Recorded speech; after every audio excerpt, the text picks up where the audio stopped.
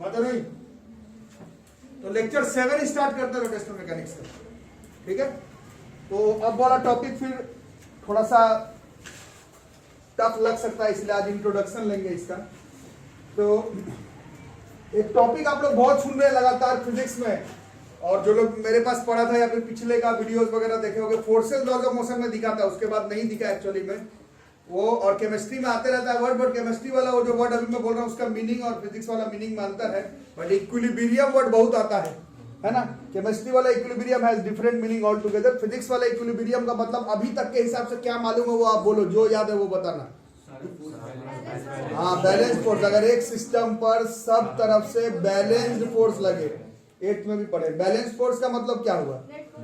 Net force zero का मतलब क्या हुआ? अरे ठीक से बोलो, नेट फोर्स जीरो का मतलब दो चीज हो सकता है, जल्दी बोलो फिर आगे बढ़ो। हाँ ठीक बोलो। हाँ क्या? नहीं, वेलोसिटी जीरो नहीं, गलत बता देगी। कैसे? ऐसे काम नहीं चलेगा, बताओ। नहीं बताओ तो तुम पढ़ाओगे। बॉडी स्टेशनरी, दो चीज हो सकता है, या तो बॉडी स्टेशनरी, बोला ना, ये सब 9th क्लास से पढ़ना है। नेट फोर्स जीरो, फोर्स ही नहीं लग रहा, नेट फोर्स, या फिर एक्सेलरेशन जीरो, और एक्सेलरेशन जीरो का मतलब वेलोसिटी जीरो नहीं होता है। एक्सेलरेशन जीरो का मतलब वेलोसिटी कांस्टेंट होता है। इक्विलिब्रियम का मतलब यही होता है, हम लोग पहले पढ़ चुके हैं। इक्विलिब्रियम का मीनिंग होता है, अभी तक जो इक्विलिब्रियम हमें मालूम है फिजिक्स में, अगर एक सिस्टम पर सब तरफ से फोर्सेस लगे और सारा फोर्स आपस में बैलेंस्ड आउट हो जाए, बैलेंस्ड आउट होने का मतलब नेट फोर्स जीरो हो जाए। नेट फोर्स जीरो होने का दो मतलब हो सकता है, या तो बॉडी जहां पर है वहीं रह जाए, या फिर मूव करे। फोर्स जीरो है, फोर्स जीरो का मतलब वेलोसिटी जीरो नहीं होता है, 12th 11th खत्म होने को है। Mass into acceleration zero, mass zero हो नहीं सकता मतलब, और एक्सेलरेशन जीरो का मतलब वेलोसिटी जीरो नहीं होता है। एक्सेलरेशन बराबर होता है v minus you by T. ये सब पढ़ चुके हैं, पहले नहीं पढ़ो, एक बार और रिवाइज करो। ये जीरो हो गया तो v माइनस यू बराबर जीरो हो गया, तो वेलोसिटी सेम रह गया। तो या तो बॉडी सेम वेलोसिटी से चलते रह जाए, और या फिर बॉडी रुक ही जाए। बैलेंस फोर्सेस, इक्विलिब्रियम, अभी तक जो आप जानते हैं उसका यही मतलब होता है। केमिस्ट्री वाला equilibrium has a different meaning all together, but physics में अभी तक हमें इक्विलिब्रियम के बारे में ये बात मालूम है। ठीक है, क्या अभी तक हम लोग जो इक्विलिब्रियम जानते हैं, अभी तक जो हम लोग को इक्विलिब्रियम का कॉन्सेप्ट मालूम है, अभी तक का जो इक्विलिब्रियम का कॉन्सेप्ट मालूम है, वो सिर्फ ट्रांसलेटरी मोशन के लिए मालूम है। बॉडी आगे जा रहा है, पीछे जा रहा है, उस वाला। ठीक है, for translatory motion system to be in equilibrium, system अगर इक्विलिब्रियम में है तो, इसका बहुत सारा क्वेश्चन किए हो तुम लोग पुली वाले क्वेश्चन में। रुक जाता था एक जगह पर, सब तरह का फोर्स बैलेंस कर देते थे। नहीं है तो पहले जाके देखो, इक्विलिब्रियम का question forces laws of motion में मिलेगा आपको, है ना। सिस्टम टू बी इन, अभी तक वर्ड लिख रहे थे इक्विलिब्रियम। इक्विलिब्रियम में क्या होता था? टोटल फोर्स समेशन, ये साइंस स्टैटिस्टिक्स में खूब आता है। सम ऑफ ऑल फोर्सेस जीरो होना चाहिए, और फोर्स वेक्टर है, इसका मतलब है एक्स एक्सिस पर भी जितना सम ऑफ फोर्स है वो जीरो होना चाहिए, वाई एक्सिस पर भी जितना फोर्स जीरो होना चाहिए, जेड एक्सिस पर भी जितना फोर्स लग रहा है वो जीरो होना चाहिए। और सिस्टम अगर इक्विलिब्रियम में रहा, अभी तक का कॉन्सेप्ट जो हमें मालूम है, उस हिसाब से दो चीज हो सकता है, या तो बॉडी रेस्ट में रह जाएगा, या फिर फोर्स जीरो का मतलब, एक्सेलरेशन जीरो का मतलब it continues, body continues to move with, अभी तक हमें इक्विलिब्रियम का यही मतलब मालूम है। आ रहा बात समझ में? थोड़ा एक बार लिख लो ट्रांसलेटरी मोशन के लिए ये हिसाब किताब, और ये रिकॉल करके, क्योंकि एक्चुअली में पहले पढ़ चुके हैं। वो एक बड़ा famous question forces laws of motion नहीं था, इधर से पुली सब तरफ से बैलेंस करते थे, बहुत सारे क्वेश्चन किया ऐसा। क्या उसका अभी मेरे को काम नहीं है, उसको लिखो पहले। आज वाला में सिर्फ इंट्रोडक्शन, आज जो टॉपिक पढ़ा रहा हूँ उसको सिर्फ इंट्रोड्यूस करवा दिया जाएगा, और इसमें एक से एक टॉपिक और न्यूमेरिकल्स इस चैप्टर में रोटेशनल मैकेनिक्स में मिलेगा। आज जो टॉपिक स्टार्ट कर रहे हैं उसका, बट धीरे धीरे कनेक्ट करते हो जाएंगे। तो लिखो, चलो। तो ये तो थोड़ा रिकॉल कर लेना और एक बार जाकर के पढ़ भी लेना, फोर्सेस लॉज ऑफ मोशन में टॉपिक दिखेगा। ठीक है, अब थोड़ी सी आगे की बातचीत करते हैं, क्योंकि फोर्सेस लॉज ऑफ मोशन तो पढ़ नहीं रहे, इसको मिटा दूं। चलो, तो अब थोड़ा बताना जरा, सोच सोच के, दिमाग लगा करके सोचना। जो कि है नहीं तुम लोग के पास, बट ट्राई करना।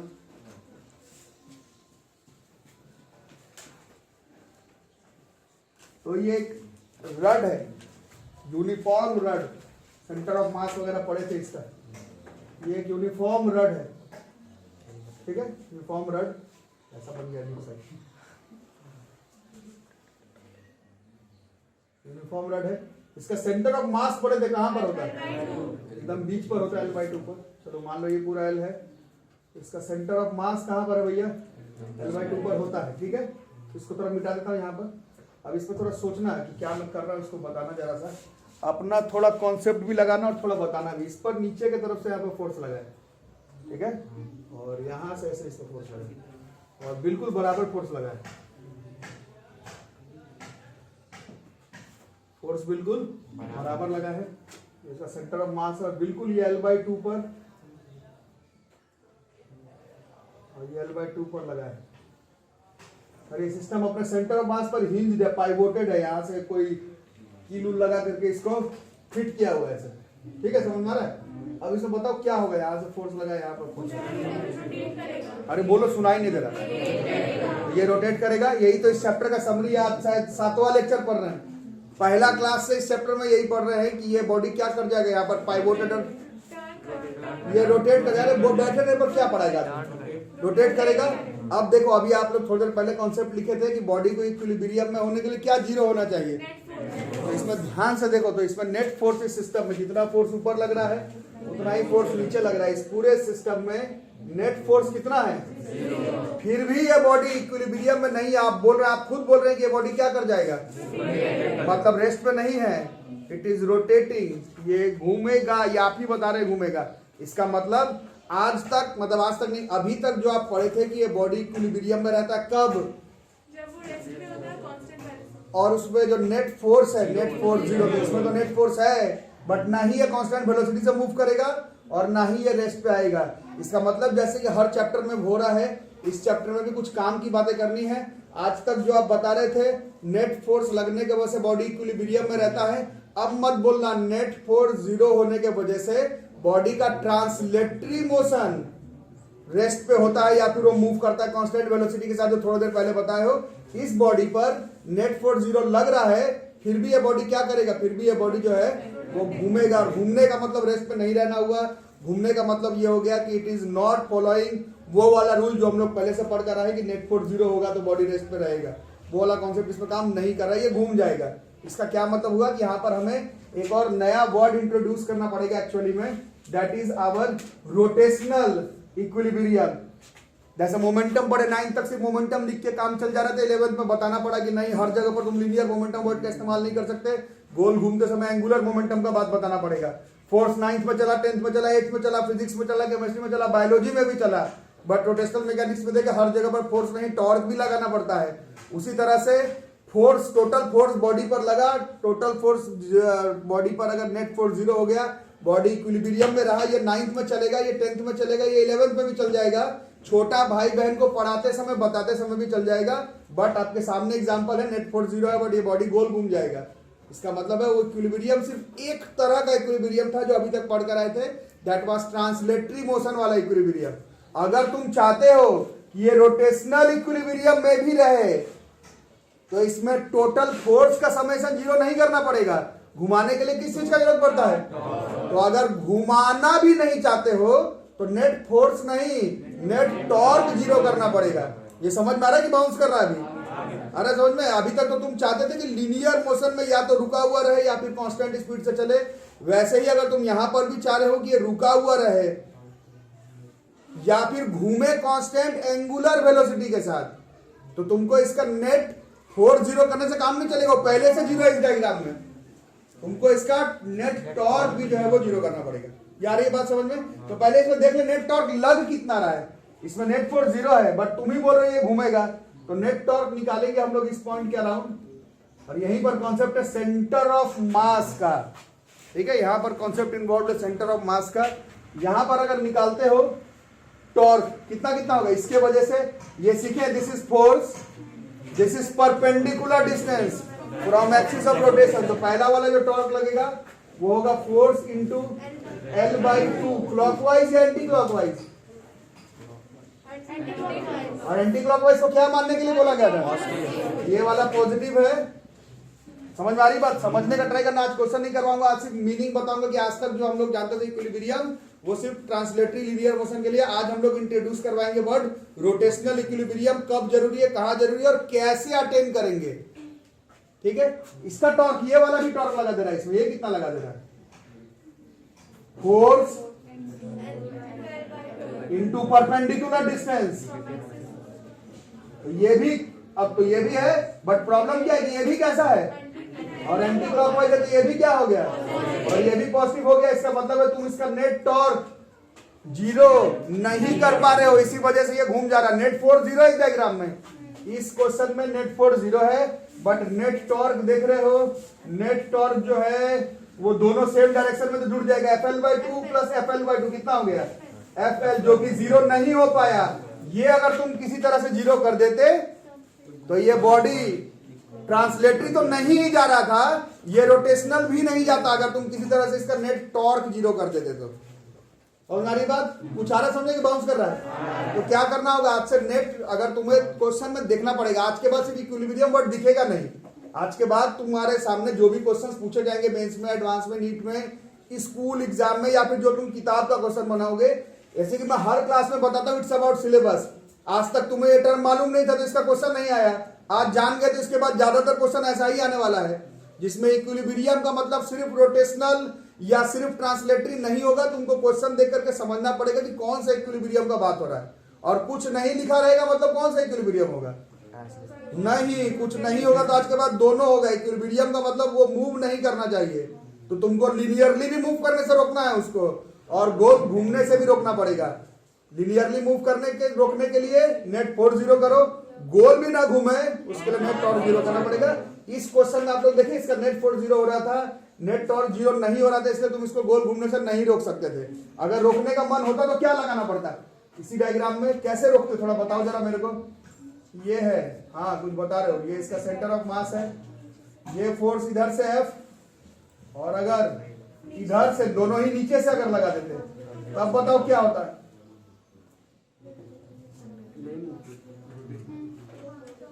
अच्छा, इस डायग्राम में क्या, इस क्वेश्चन में नेट फोर्स जीरो हुआ बट नेट टॉर्क जीरो नहीं हुआ। अरे समझ में? तो ये कौन सा इक्विलिब्रियम में रह जाता है? ये ट्रांसलेटरी इक्विलिब्रियम में होता, ये ट्रांसलेटरी इक्विलिब्रियम में है बट रोटेशनल इक्विलिब्रियम में नहीं है। अरे समझ में आ रहा है कि बाउंस कर रहा है? कितना परसेंट? पूरा। अरे कमाल है, रोटेशनल इक्विलिब्रियम में नहीं है। अरे समझ, इसमें बातें बताओ, कुछ थोड़ी बातें तुम करो, थोड़ी बातें मैं करता हूं। इसमें बताओ, इसमें टॉर्क कैसे निकालोगे? एक्सिस ऑफ रोटेशन ये है इसका, ये वाला कितना करेगा? ये वाला FL/2, बट इसका डायरेक्शन कैसा है? ये पॉजिटिव हुआ, और ये वाला कैसे? This is force into perpendicular direction. अरे कुछ बोल दो, ये निगेटिव है। इसका नेट टॉर्क कितना हो गया? तो नेट टॉर्क जीरो होने का मतलब घूमेगा नहीं, तो ये किसमें है अब? ये, लेकिन दिक्कत में है हम लोग, क्या? ये बॉडी तो आगे खिसक जाएगा, दोनों तरफ से फोर्स लगा दिया आगे ही के तरफ, तो इस बार ये किसमें नहीं है? इसमें ये ट्रांसलेटरी इक्विलिब्रियम में नहीं है, ये ट्रांसलेटरी इक्विलिब्रियम में नहीं है। क्यों? क्योंकि इसमें नेट फोर्स जीरो नहीं है। जहां नेट फोर्स जीरो नहीं वहां ट्रांसलेटरी इक्विलिब्रियम नहीं, जहां नेट टॉर्क जीरो नहीं वहां रोटेशनल इक्विलिब्रियम नहीं। तो अगर दोनों से रोकना है तो तुम्हें मेक श्योर करना पड़ेगा, और जो कि थोड़ा ऐसे अगर ऐसे मैथमेटिकली सोचोगे या फिर ऐसे सिंपल कंसेप्चुअली सोचोगे तो मुश्किल है। जैसे सी सॉ का गेम आप लोग बचपन से खेलते, सी सॉ वगैरह आप लोग खेलते होंगे, उसमें तुम थोड़ा कॉन्सेप्ट लगाना पड़ता है। उसमें हम लोगों को टॉर्क माने वो गोल गोल भी घूमता है और फोर्स भी बैलेंस करने का काम पड़ता है ना। तो हमें एक्चुअली में इक्विलिब्रियम के लिए क्या करना पड़ेगा? अगर फाइनल इक्विलिब्रियम, अगर वर्ड का ही बात करूं तो वर्ड है मैकेनिकल इक्विलिब्रियम, वर्ड का ही बात करूं तो वर्ड का नाम है डायनामिक इक्विलिब्रियम, या फिर वर्ड का ही बात करूं तो कुछ नहीं लिखा हुआ रहेगा तो भी आज के बाद आपका जितना सिलेबस है उसमें आपको केवल एक इक्विलिब्रियम लेकर के नहीं चलना है। इक्विलिब्रियम मतलब आज के बाद दोनों ही होगा, रोटेशनल से भी रोकना है, ट्रांसलेटरी से भी। तो आपको नेट फोर्स भी जीरो करना पड़ेगा और नेट टॉर्क भी जीरो करना पड़ेगा। कैसे करेंगे, एक मोटा मोटी एग्जांपल लेकर के समझते हैं, पहले इसको लिख करके रखो। तो बात करते हैं ये वर्ड का जिसका नाम है डायनामिक इक्विलिब्रियम, मैकेनिकल इक्विलिब्रियम भी बोला जाता है।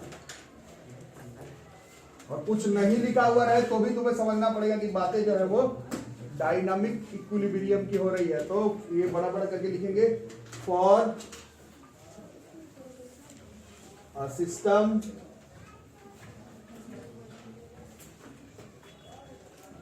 टू बी इन क्या डायनामिक, क्या क्या मतलब हुआ, उसके साथ क्या नहीं होना चाहिए, बोलो भाई क्या हो, अभी पढ़ा रहा हूं, आधा घंटा कुछ बता नहीं रहो। डायनामिक इक्विलिब्रियम में जब अगर रहेगा तो उसमें नेट फोर्स भी क्या होना चाहिए, समेशन है ये, नेट फोर्स ये भी क्या होना चाहिए, जीरो। और सिर्फ अभी आप लोग एक दो एग्जांपल लेके नेट फोर्स जीरो करने से तुम उसको गोल घूमने से रोकने से नहीं बचा सकोगे नेट फोर्स से, उसके लिए तुम्हें नेट टॉर्क भी जो है जीरो करना पड़ेगा। ठीक है, अब इसको तोड़ करके लिख सकते हो, फोर्स वेक्टर है तो एक्स एक्सिस में, वाई एक्सिस में, जेड एक्सिस में इंडिविजुअली जीरो होना चाहिए। ये पढ़ाया गया है आपको, स्केलर नहीं है कि जीरो तो जीरो, फोर्स जीरो तो एक्स एक्सिस पर भी जीरो नेट फोर्स होना चाहिए, वाई पर भी जीरो, जेड पर भी जीरो। वैसे टॉर्क भी वेक्टर क्वांटिटी है, एक्स एक्सिस पर भी नेट टॉर्क जीरो होना चाहिए, वाई एक्सिस पर भी और जेड एक्सिस पर भी। बट टॉर्क के साथ दिक्कत है कि इसमें एक्स वाई जेड तो नहीं, ये गोल घुमाने के काम में आएगा, तो नेट टॉर्क तुम्हें जीरो करना है, नेट टॉर्क जीरो आना चाहिए। ठीक है, जैसे कि अगर हम लोग एग्जाम्पल नहीं है, ऐसे ही बनाया जा रहा है कि ये जो है सीसॉ वगैरह जो खेलते हो बचपन में, है ना, जैसे गर्ल्स बैठती हुई बॉय जाके बैठ जाता होगा दोस्ती करने के चक्कर में, है ना, स्ट्रेटेजी रहता है वो।